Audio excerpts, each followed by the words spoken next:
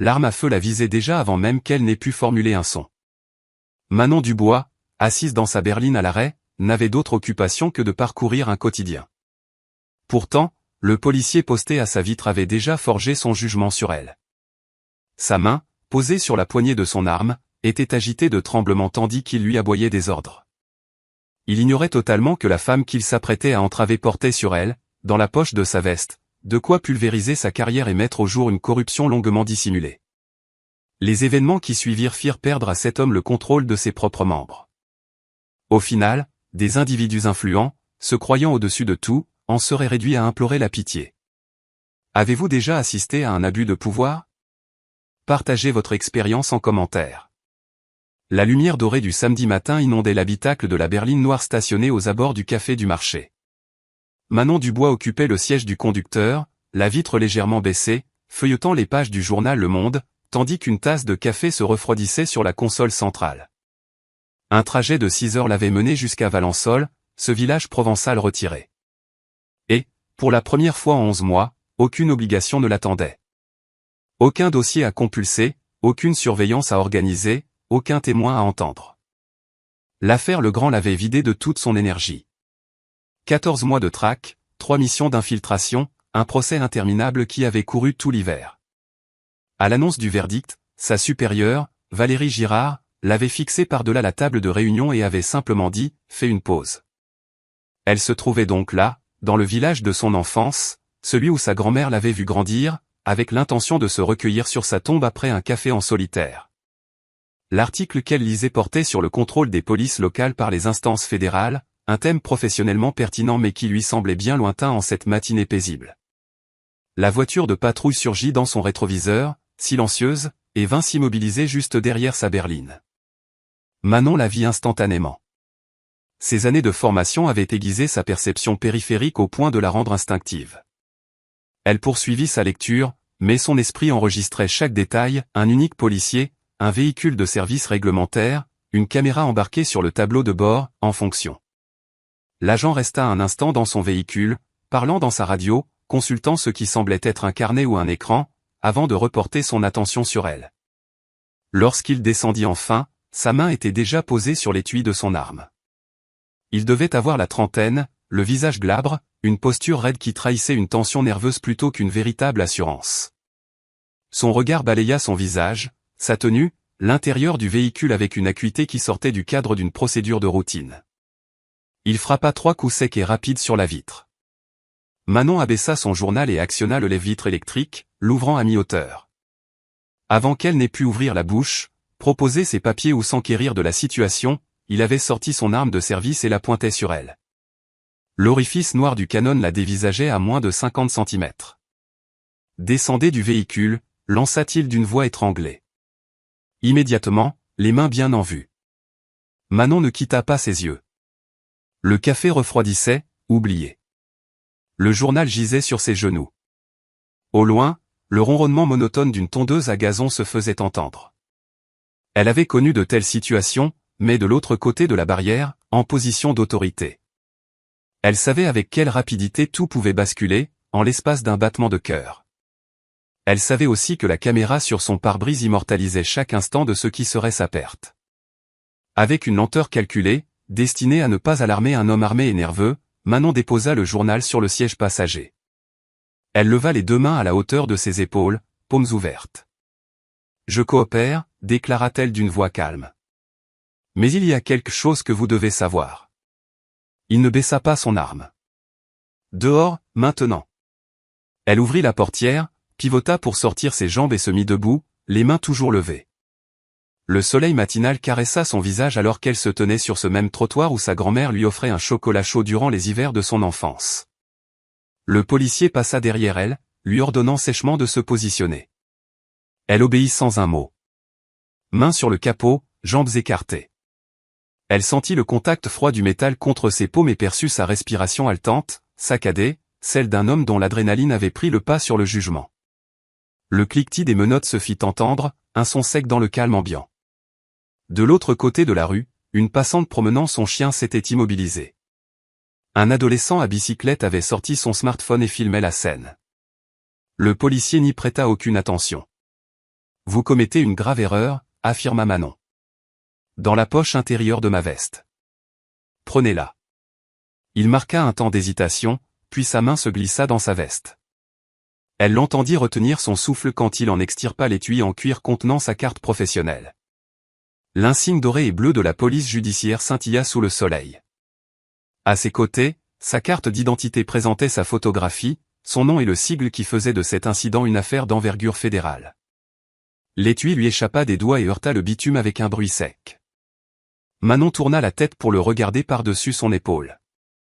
Vous venez de pointer votre arme sur un agent fédéral, de me passer les menottes sans aucun motif, sans même vérifier mon identité, sans la moindre justification légale. Votre caméra s'est mise en marche dès que vous êtes sorti. Je l'ai bien vu. Elle fit une pause. Enlevez-moi ces menottes. Et ensuite, vous m'expliquerez pourquoi une femme qui lit son journal représente pour vous une menace létale. Il était livide. Des gouttes de sueur perlaient sur son front. Ses mains tremblaient tandis qu'il cherchait maladroitement la clé. Les menottes s'ouvrirent dans un déclic. Manon se retourna, se massant les poignets, et l'observa, incapable d'articuler un mot. Il semblait soudain bien plus jeune qu'elle ne l'avait d'abord pensé, comme un homme voyant le sol s'effondrer sous lui. Elle se pencha pour ramasser son étui et le glissa dans sa poche. Quelle était la raison de ce contrôle?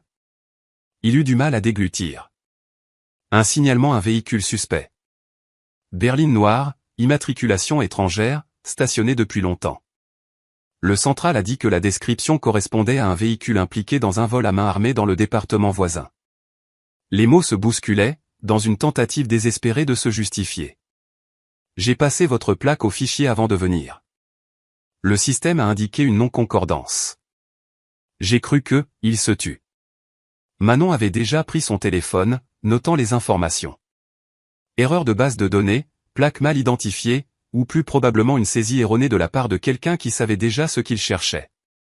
La raison importait peu. La conséquence se tenait devant elle, en uniforme moite. L'enregistrement de votre caméra constitue désormais une pièce à conviction, déclara-t-elle. S'il venait à disparaître, vous seriez accusé d'obstruction à la justice, en plus de violation des droits fondamentaux. Elle vit ces paroles le frapper de plein fouet, le vit mesurer la gravité de la situation. Je vais passer un coup de fil. Restez ici. Ne prévenez pas votre supérieur. Ne touchez pas à votre radio. Il acquiesça, incapable de parler. Manon composa un numéro qu'elle connaissait par cœur, exposant les faits de manière concise et factuelle. Lieu, heure, matricule de l'agent, confirmation de l'enregistrement vidéo. En raccrochant, son regard balaya la petite foule qui s'était formée. 6 ou 7 personnes, peut-être, les téléphones brandis, témoins de l'impuissance d'un homme en uniforme face à une femme dont le seul tort était de lire son journal. Votre supérieur ne va pas tarder, lui dit-elle. Je vous conseille de bien réfléchir à votre version des faits, car la mienne est déjà très claire. Elle regagna sa berline, s'installa au volant et saisit son café désormais tiède. Le journal l'attendait sur le siège passager. Elle en but une gorgée, fit une grimace et reprit sa lecture là où elle l'avait laissée. Derrière elle, l'agent était figé sur place. La caméra embarquée continuait d'enregistrer en silence, et au loin, le son d'une autre voiture de patrouille se rapprochait. La première vague d'un raz-de-marée imminent. Manon Dubois avait 9 ans lorsqu'elle avait compris pour la première fois ce que signifiait être une cible. Elle rentrait de l'école avec son cousin, Enzo Martin. Ils traversaient le parking du Carrefour Market de la rue des Magnolias quand une voiture de police s'était rangée à leur hauteur.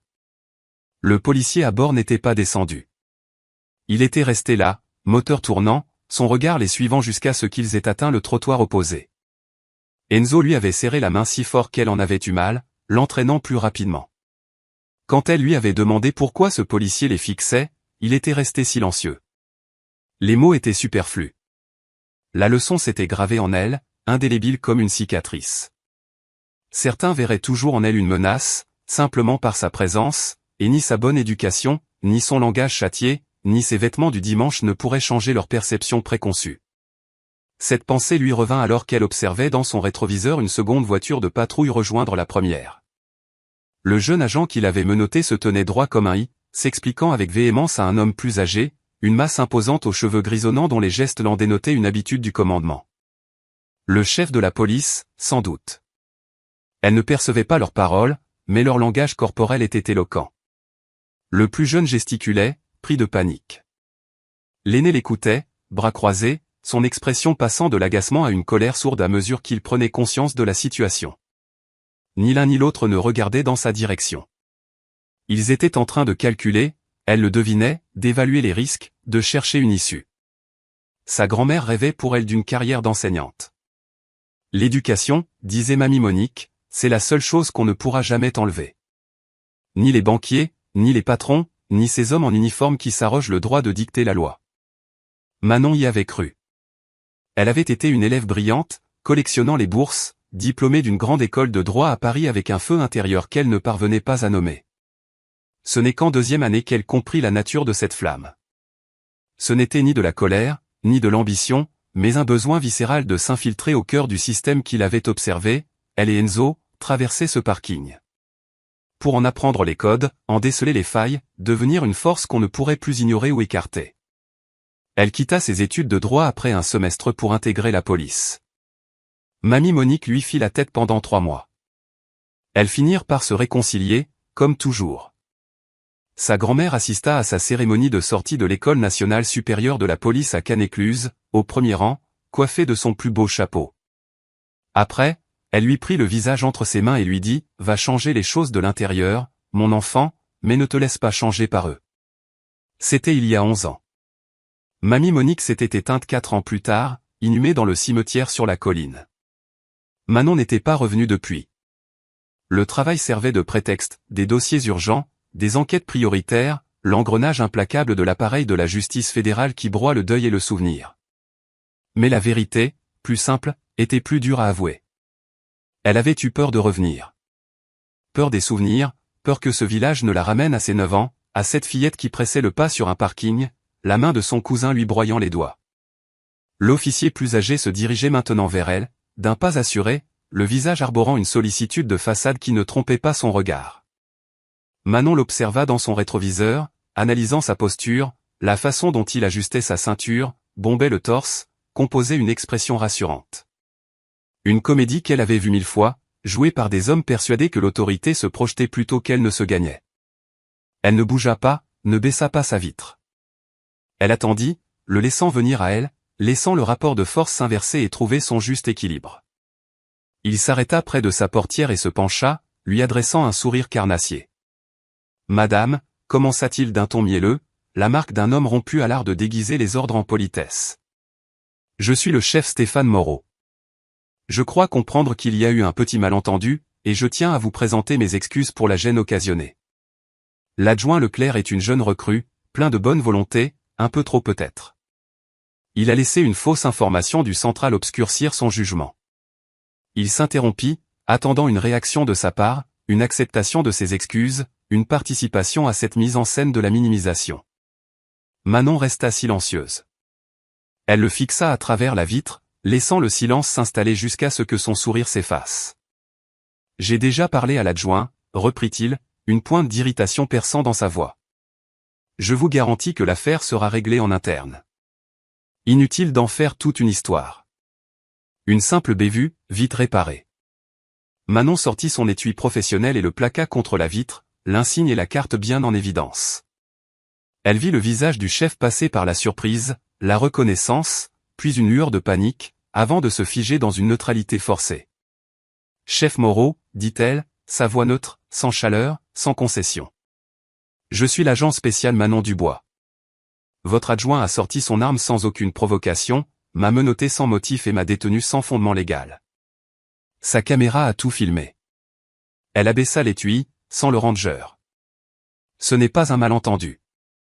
Ce n'est pas une simple bévue. Et l'affaire ne sera pas réglée en interne. Le chef Moreau se redressa, son sourire avait disparu, remplacé par une expression vide, celle d'un homme qui réévalue la situation. Il jeta un regard à son adjoint, qui semblait au bord du malaise, puis se retourna vers Manon, son regard devenu calculateur. « Agent spécial Dubois, dit-il, comme pour tester la consistance de ses mots. Je comprends votre point de vue. Sincèrement.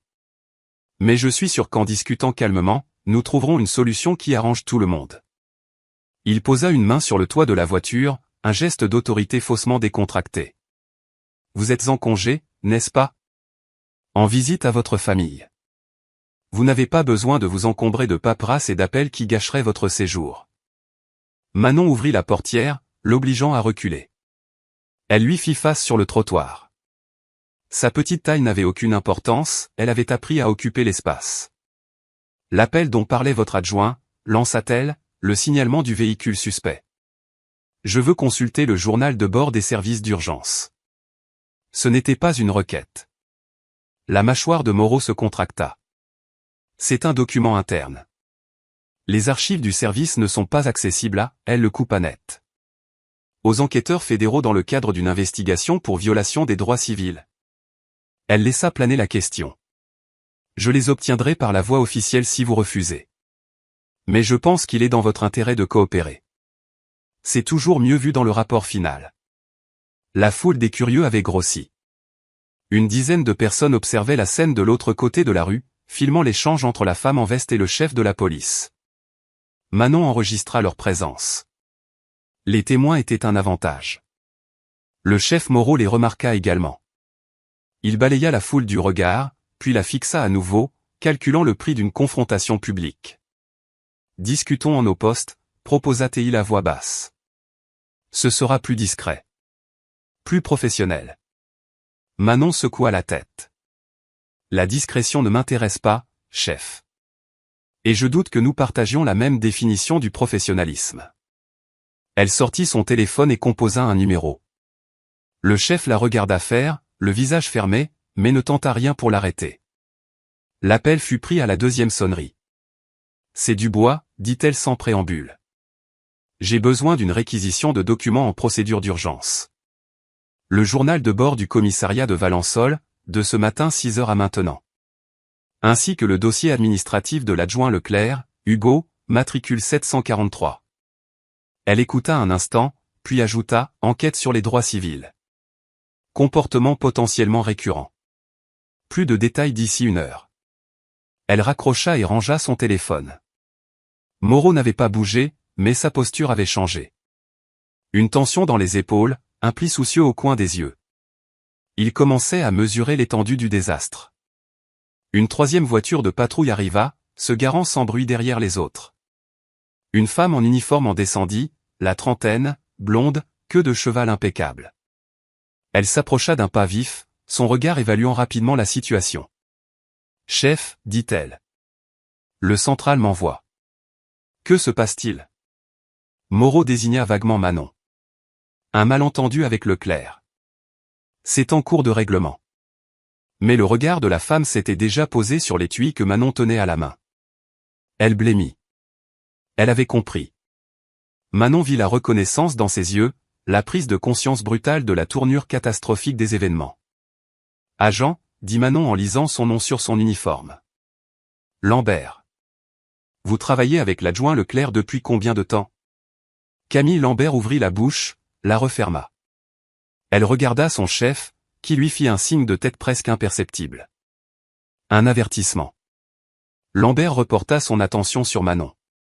L'espace d'un instant, son visage trahit son conflit intérieur, l'hésitation entre la loyauté et la conscience. 3 ans, répondit-elle enfin d'une voix neutre. Nous faisons équipe depuis 3 ans. Manon hocha la tête, enregistrant l'information. 3 ans. C'était suffisant pour connaître un homme, pour observer des schémas de comportement, pour savoir ce qui était toléré, ce qui était étouffé. Nous aurons l'occasion de reparler, dit Manon.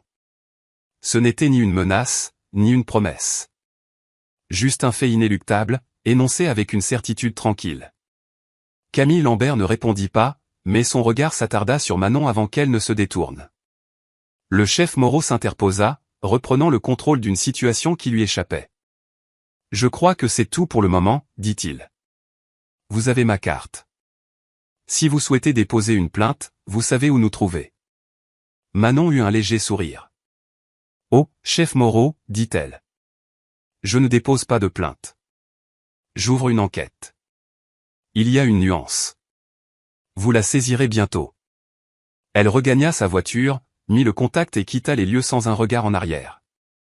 Dans son rétroviseur, elle vit les 3 policiers, groupés, immobile. Le chef gesticulait, Leclerc avait la tête basse, et Lambert se tenait un peu à l'écart, bras croisés, le regard perdu.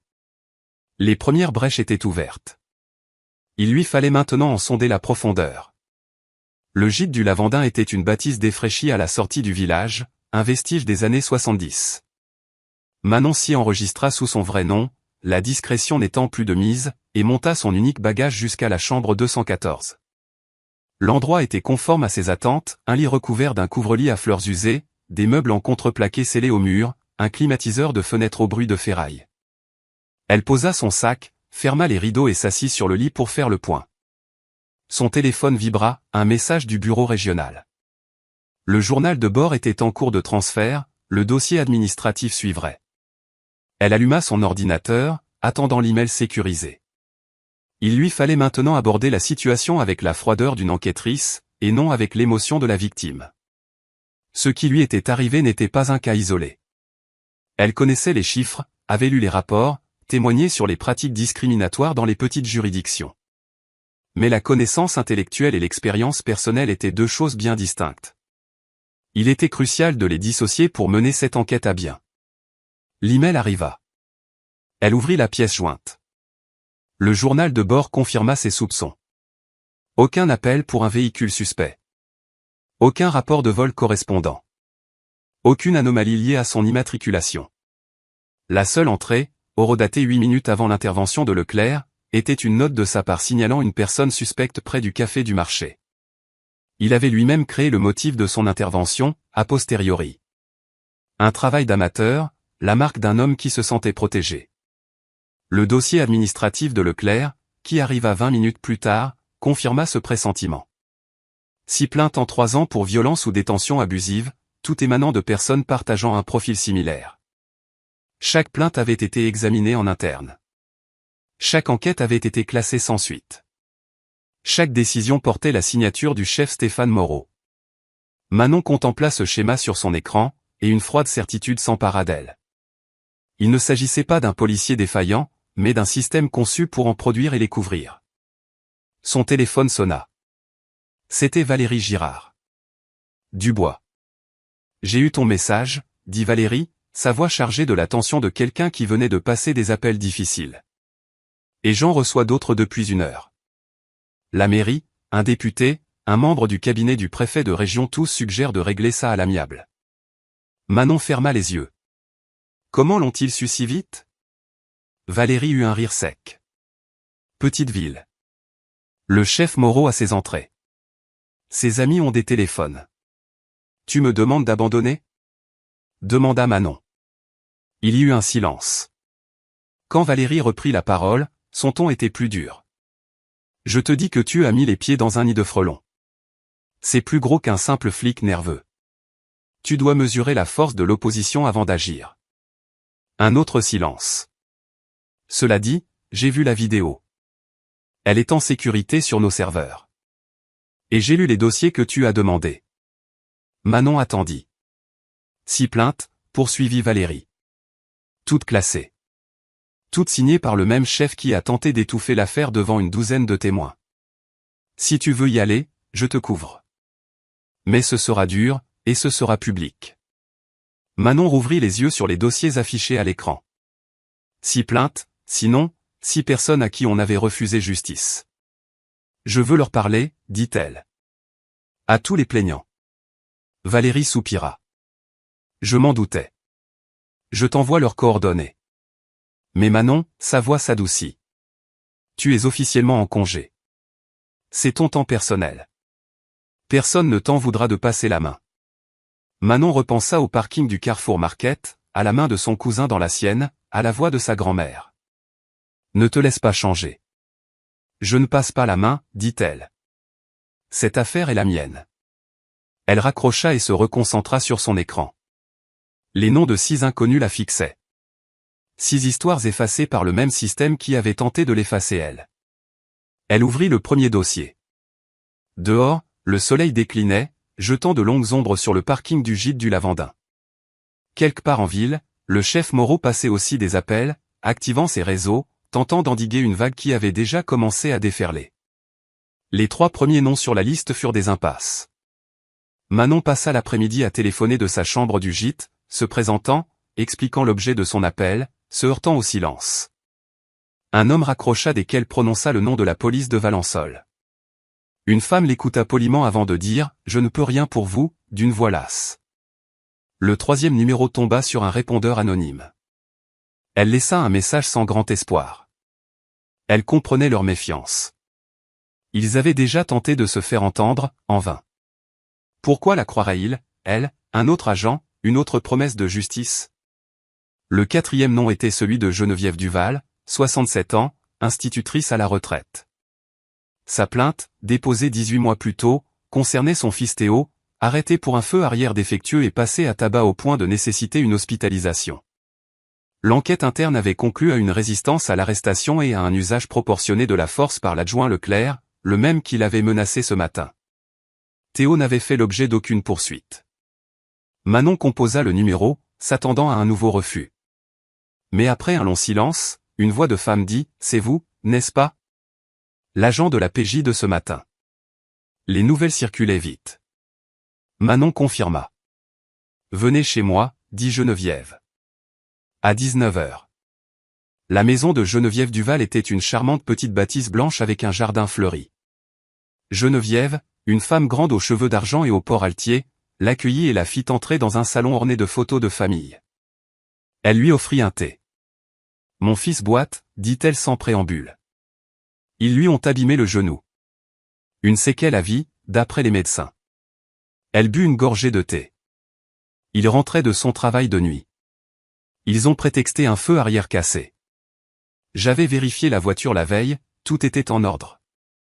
Il leur fallait un prétexte. Et comme ils n'ont rien trouvé, ils se sont vengés. Sa voix était dénuée de colère, seulement empreinte d'une profonde lassitude. Nous avons porté plainte sur l'insistance de ma sœur. Pour que ça n'arrive pas à d'autres. Mais rien. Ils se sont blanchis eux-mêmes. Manon l'écouta sans l'interrompre.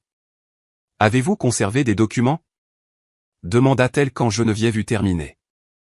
Geneviève hocha la tête. « J'ai tout gardé. » Elle revint avec un épais dossier. Les rapports médicaux, les photos, notre plainte, leurs lettres de classement. Elle fit une pause. Et autre chose, que je n'ai jamais montré à personne. Manon ouvrit le dossier. Sous les documents officiels, une feuille de papier avec une note manuscrite « Retirez votre plainte, ou votre fils ne sera pas le seul à souffrir. » Elle leva les yeux vers Geneviève. « Dans ma boîte aux lettres, 3 jours après la plainte. » Déposée à la main. Manon photographia la note. « Madame Duval, si je poursuis cette enquête, j'aurai besoin de témoins. Cela impliquera des dépositions, des audiences. Il y aura des pressions, peut-être des menaces. » Geneviève posa sa tasse. « Agent Dubois, j'ai 67 ans. J'ai vu ce village changer, et ne pas changer. J'ai élevé 3 enfants, enseigné à des générations. La pression ne me fait pas peur. » Elle se pencha vers Manon. « Ce qui me fait peur, c'est de mourir en sachant que j'aurais pu agir et que je ne l'ai pas fait. » Son regard était déterminé. « Dites-moi ce que je dois faire. Mais dites-moi d'abord, pouvez-vous gagner ?» Manon songea à la vidéo, au journal de bord falsifié, à la pile de plaintes classées, à l'expression de Camille Lambert. « Je ne peux rien garantir, répondit-elle. Mais cette fois, ils ont commis une erreur. Ils s'en sont pris à quelqu'un qui connaît le système, qui a les moyens de riposter, et qui ne laissera pas cette affaire être étouffée. » Elle referma le dossier. « J'aurai besoin d'autres témoins. De tous ceux qui ont porté plainte, et de ceux qui ont eu trop peur pour le faire. Pouvez-vous m'aider ?» Un sourire fatigué, mais teinté d'espoir, illumina le visage de Geneviève. « Agent Dubois, j'ai enseigné ici pendant 41 ans. Je connais tout le monde. Laissez-moi passer quelques coups de fil. » Le lendemain, Manon avait recueilli le témoignage de 11 personnes. Certains timides, d'autres anonymes, mais tous décrivant un système de terreur et d'impunité. Elle synthétisa ces témoignages dans un rapport préliminaire et l'envoya à Valérie Girard, demandant des renforts. La réponse fut immédiate, 2 agents supplémentaires arriveraient le lendemain. Le soir, elle reçut l'enregistrement de la caméra embarquée. Elle le visionna 3 fois. La vidéo était accablante. Elle confirmait chaque détail de l'agression, sans la moindre ambiguïté. C'était un aveu filmé. Elle nota l'écart entre l'horodatage de la vidéo et celui du journal de bord. Leclerc avait inventé son prétexte après avoir décidé de l'interpeller. Une manœuvre grossière, qui ne pouvait fonctionner que dans un système complice. À 21h15, son téléphone sonna. Valérie. On a un problème. Moreau a porté plainte contre toi. Il t'accuse d'obstruction, de menace, d'enquête illégale. Un poids s'abattit sur Manon, mais sa voix resta calme. C'est grotesque. J'étais en congé. Je ne me suis identifié qu'une fois menotté. Je sais, soupira Valérie. Mais il a des appuis politiques. Ils veulent étouffer l'affaire. Ils essaient de te faire rappeler et de confier l'enquête aux autorités locales. Manon regarda par la fenêtre. 2 voitures suspectes étaient garées en bas. Quelle est notre parade? On ne les laisse pas dicter le jeu, répondit Valérie. J'ai briefé la direction. On te soutient. Mais il faut aller vite. Formalise tout ce que tu as, dépose ton rapport avant demain matin. Une fois dans le système, ce sera intouchable. Manon hocha la tête. Ce sera fait pour 6 heures. Elle passa les 4 heures suivantes à rédiger son rapport préliminaire. 43 pages détaillant les faits, les preuves, les témoignages. Elle y inclut la note de menace, décrivit les pressions subies par les plaignants, souligna la nature systémique des abus et la complicité des autorités locales. À 2 heures du matin, elle téléchargea le document sur le serveur sécurisé et en informa Valérie. Elle s'adossa à sa chaise, savourant un instant de calme. Elle pensa à Moreau, à Leclerc, et à Camille Lambert, cette femme prise au piège entre sa loyauté et sa conscience. Demain, l'enquête prendrait une autre dimension.